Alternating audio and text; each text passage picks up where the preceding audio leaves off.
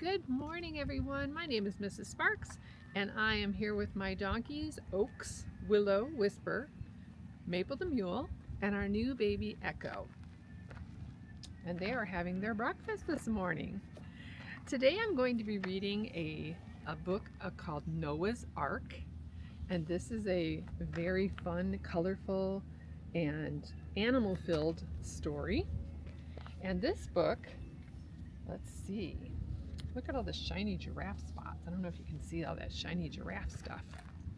Let me see if I move you over so you can see a little bit more light and maybe a little bit more donkeys. More donkeys. There they are. All right. Noah's Ark. Written by Katherine Sully. Old Man Noah was a very good man. I feel like it's not lighting up our pictures. There we go. How about that? Not better? Oh yes, let me get on this side. He was a very good man. He loved God and always listened to what God told him. God loved Noah because he was good, but God was not happy with the rest of the people. They didn't listen and behaved very badly. That's not good. Should not behave badly. One day, God said to Noah, I'm going to flood the earth to wash it clean, build a wooden ark, and make sure it will not leak. Take your family and 2 of every kind of animal into the ark. Bring plenty of food for everyone. In 7 days, I will make it rain. So he only had 7 days to build this wooden ark, and it had to be big enough to fit 2 of every animal. There's a lot of animals. And an ark is a boat. So Noah did as God told him. His sons Shem, Ham, and Japheth helped. They chopped down trees, they hammered in pegs, they sawed big planks, they painted the ark so it would not leak. They all worked very hard until the ark was finished. And how many days did he have to build this ark? Was it 6, 8, 10? 7, that's right. But there was no time to rest. Next, they collected 2 of every kind of animal. It wasn't easy, I can imagine. Can you imagine collecting 2 of every animal on earth? 2 by 2, the animals crept or slithered or plodded or hopped onto the ark. They made a terrible noise. Squawk, bah! And when they were all inside, God shut the door. Whew.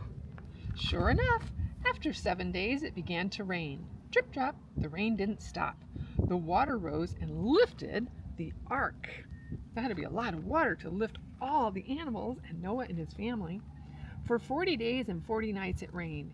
Even the highest mountains were flooded. 40 days, that's more than a month. Inside the ark it was dark.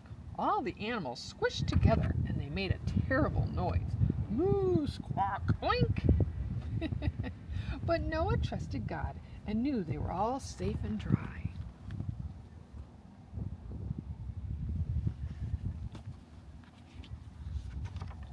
For another 150 days, the earth was flooded and washed clean.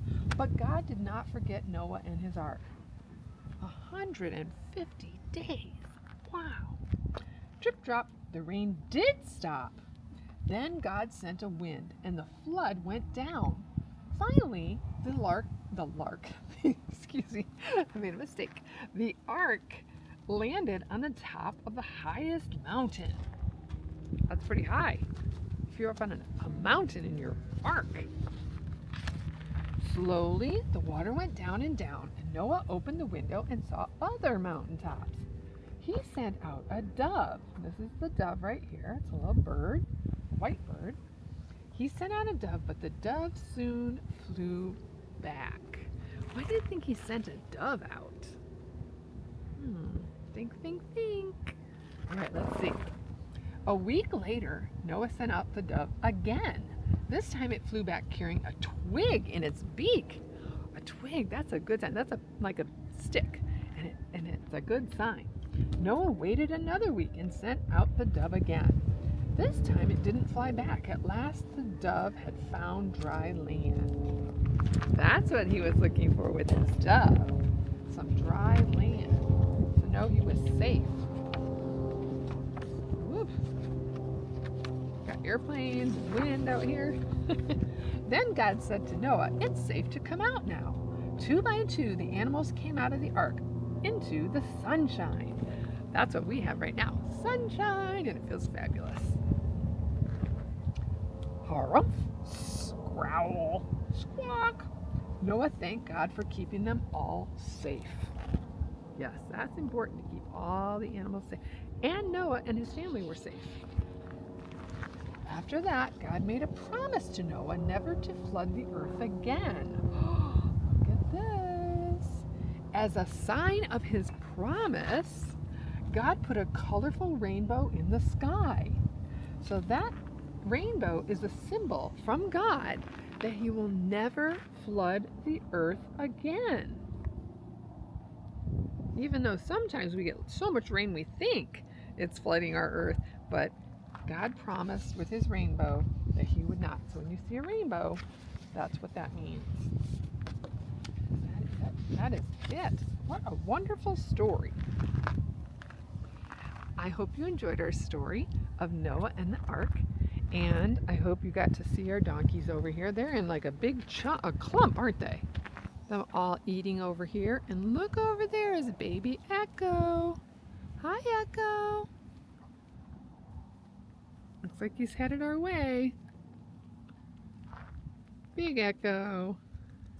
He's growing up so fast.